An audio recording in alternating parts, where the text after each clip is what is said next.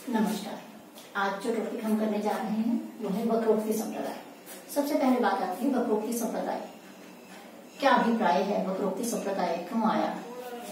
काव्य की आत्मा क्या हो? इस संबंध में आचार्यों ने अलग अलग मत दिए और इसी संबंध में एक ध्वनि संप्रदाय आया। आनंदवर्धन ने काव्य की आत्मा के रूप में ध्वनि को स्वीकार किया और उसके बाद कुंतक ने वक्रोक्ति को काव्य की आत्मा माना। वक्रोक्ति संप्रदाय या वक्रोक्ति सिद्धांत देने वाले जो है वो है आचार्य कुंतक। कुंतक ने वक्रोक्ति को ही काव्य की आत्मा माना। कुंतक वास्तव में अलंकारवादी थे। भामा ने अलंकारों की परिभाषा देते समय कहा था, भामा जो है वो अलंकारवादी है और उन्होंने अलंकार की परिभाषा दी थी वक्राभिधेय शब्दोक्ति इष्टा वाचा अलंकृति, अर्थात वक्र कथन को ही अलंकार कहते हैं।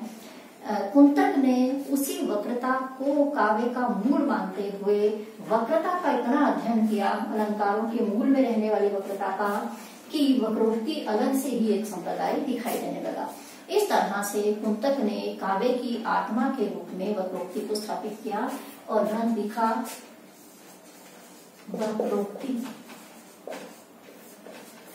काव्य जीवितम, अर्थात वक्रोक्ति ही काव्य का प्राण तत्व है। वक्रोक्ति को उन्होंने काव्य की आत्मा के रूप में स्वीकार किया। अब हम बात करते हैं वक्रोक्ति किसे कहते हैं। तो अपने शब्दों में अगर हम समझने के लिए बात करना चाहें तो वक्रोक्ति कहने का एक अनोखा ढंग है। कवि जो है अपनी बात को कहने के लिए बड़े ही अनोखी ढंग से, अनोखे तरीके से अपनी बात को कहते हैं। हम जब अलंकारों का प्रयोग करते हैं तो अलंकारों का प्रयोग करने का जो उद्देश्य है वो भी वाणी को एक अनोखे ढंग से व्यक्त करने का ही एक तरीका है, चमत्कारपूर्ण ढंग से व्यक्त करने का ही तरीका है। पद्माकर कहते हैं कूलन में केलिन में कछारन में कलिन किलकत है। तो ये क वर्ण की जो आवृत्ति है वो काव्य में सौंदर्य ला रही है, कहने का अपना एक निराला ढंग है। तो इस निराले ढंग को ही हम वक्रोक्ति कहते हैं। तो काव्य में जो वक्रता है वो शब्दों के माध्यम से, वर्णों के माध्यम से, कई तरीके से हम वक्रोक्ति जो है वो ला सकते हैं, वक्रता हम ला सकते हैं। तो इस तरह से वक्रोक्ति को काव्य का प्राण मानते हुए शब्दार्थों सहित वक्र कवि व्यापारशालिनी जैसी बातें कह करके इन्होंने शब्द और अर्थ के मूल में रहने वाली वक्रता को ही काव्य का मूल माना है। इस तरह से वक्रोक्ति को काव्य की आत्मा माना। फिर बात करते हैं वक्रोक्ति के भेद।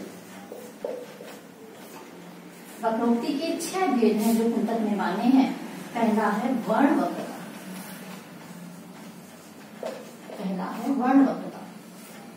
वर्ण वक्रता हम सीधा सा अगर अपनी भाषा में समझना चाहें तो अनुप्रास, जहां वर्णों की आवृत्ति से वर्णों के कारण वक्रता आती है, यह वक्रता जो है वो वर्ण वक्रता कहलाती है। चारु चंद्र की चंचल किरणें खिल रही थी जलधर में, तो च वर्ण की आवृत्ति जो है यहाँ पर काव्य में सौंदर्य ला रही है, पंक्ति में सौंदर्य ला रही है, इसलिए यहाँ पर है वर्ण वक्रता। दूसरा है पद पूर्वार्ध वक्रता, अर्थात पद के पूर्व में आई वक्रता। तो लिंग आदि से संबंधित जो वक्रता या सौंदर्य जो कवि अपने काव्य में लाता है उसे हम कहते हैं पद पूर्वार्ध वक्रता। तीसरा है पद परार्ध वक्रता। परार्ध मतलब बाद, जहां कवि जो है पद के बाद के हिस्से में ऐसा प्रयोग करता है जिससे सौंदर्य आ जाता है या जिससे काव्य या वो पंक्ति बहुत अच्छी, बहुत सुंदर दिखने में लगती है, सुनने में लगती है। तो वहां पर पद परार्ध वक्रता है। इसका अगर हम उदाहरण देखें, नागमती के विरह वर्णन में नागमती जो है कहती है पीयूष कहो संदेशड़ा हे भोरा हे का। तो जब ये शब्द आता है संदेशड़ा,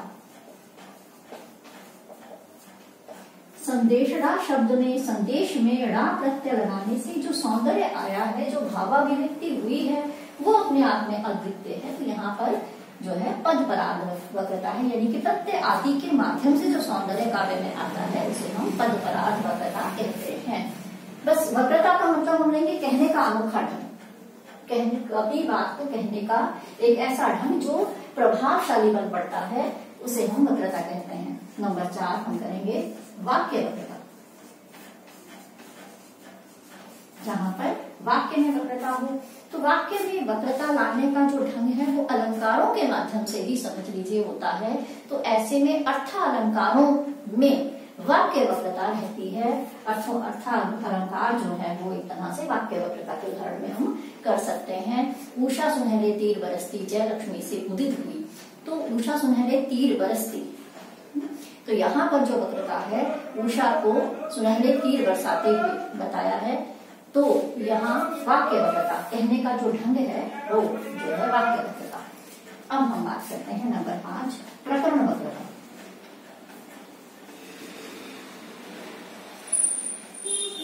प्रकरण का मतलब हम ले सकते हैं एक अंश, एक भाग में ऐसा सौंदर्य लाया जाए जिससे वक्रता या कहने का ढंग जो है वो बहुत ही अच्छा हो जाए। इसके लिए कवि जो है बहुत सारे काम करता है कि कई बार ऐसा प्रकरण, ऐसी कोई चीज, ऐसा कोई प्रसंग बीच में डाल देता है जो नहीं है मूल कथा में, लेकिन उसको डालने से काव्य में सौंदर्य बढ़ जाता है। अगर उदाहरण लेना चाहें तो अभिज्ञान शाकुंतलम में कालिदास ने जो दुर्वासा ऋषि के शाप की कथा जो डाली है वो मौलिक उद्भावना है उनकी, जो उन्होंने एक प्रकरण थोड़ा सा बीच में बदल दिया है, इससे काव्य का सौंदर्य बढ़ गया है और नायक का जो चरित्र है वो भी उदात्त हो गया है। तो इस तरह से दुर्वासा ऋषि के शाप की घटना जो है वो कवि के द्वारा एक प्रकरण में डाला गया अंश है, जिससे काव्य जो है वो सुंदर हो गया। कई बार ये भी हो सकता है कि कवि ऐसे प्रसंगों को बहुत बढ़ा देता है जिसमें सौंदर्य है। साकेत में अगर हम देखते हैं नवम सर्ग जो है, हालांकि उसमें सिर्फ उर्मिला का विरह वर्णन है, लेकिन फिर भी कवि ने उसको इतना विस्तार से कहा है कि पूरा एक सर्ग जो है, पूरा एक ग्रंथ ही बन गया है। तो ऐसे में नवम सर्ग हो गया, या फिर कामायनी में हम कहते हैं लज्जा सर्ग। लज्जा सर्ग में कथा कहीं पर भी आगे नहीं बढ़ती, लेकिन सौंदर्य की दृष्टि से जो है लज्जा सर्ग बहुत महत्वपूर्ण है, और लज्जा का जो चित्रण बड़े विस्तार से कवि ने किया है वो सौंदर्य लाने वाला है। तो कवि ने क्या किया, विशिष्ट प्रसंगों को बहुत अधिक बढ़ा करके विस्तार पूर्वक कहा है। तो ये हम कहेंगे प्रकरण वक्रता की एक भाग में जो है कवि ने उसका विस्तार कर दिया, या उसमें कुछ नई चीज कवि ले आया है जिससे काव्य में सौंदर्य बढ़ जाता है। तो प्रकरण वक्रता।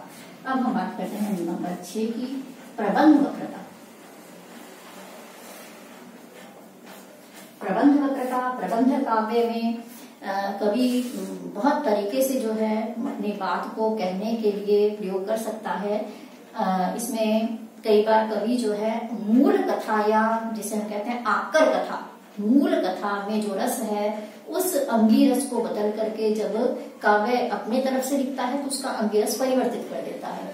जैसे हम देखें रामायण जो है उसका अंगी रस शांत है, लेकिन उसके बाद जो है अनेक कथाएं जो है राम पर लिखी गई हैं, जिसमें अगर हम देखते हैं उत्तर रामचरित लिखा गया जिसका करुण रस, जिसका जो अंगी रस है वो करुण है, तो मूल कथा से अंगी रस जो है वो भिन्न कर दिया जाए। या कई बार कवि ये भी करता है कि जहाँ चरित्र नायक का जो चरित्र है वो पराकाष्ठा पर पहुंच जाता है, चरम पर पहुंच जाता है, तो वहीं पर कथा का समापन कर दिया जाता है। जैसे कि रामायण की कथा जो है उसमें लव कुश प्रसंग आदि भी दिए गए हैं, लेकिन तुलसीदास ने राम के राज्याभिषेक तक की कथा जो है वो दी है, और राम के राज्याभिषेक जो उनके चरित्र का पूर्ण पराकाष्ठा है उस पर कथा को समाप्त कर दिया है। उत्तरकांड में उन्होंने लव कुश की कथा नहीं दी है। तो इस तरह से ये हुआ प्रबंध वक्रता, जहाँ पर कवि प्रबंध काव्य में बात को कहने का एक अनोखा अंदाज, अनोखा तरीका अपनाता है, जो चरित्र नायक के लिए और काव्य के लिए जो है उत्तम बन जाता है और पाठक के लिए प्रेरणादायी बन जाता है। तो ऐसे में इसे कहते हैं हम प्रबंध वक्रता। तो इसे काव्य की आत्मा के रूप में कुंतक ने दिया था, परंतु काव्य की आत्मा के रूप में वक्रोक्ति को स्वीकार नहीं किया गया। इसके बाद सिद्धांत जो है आगे बढ़े। नमस्कार।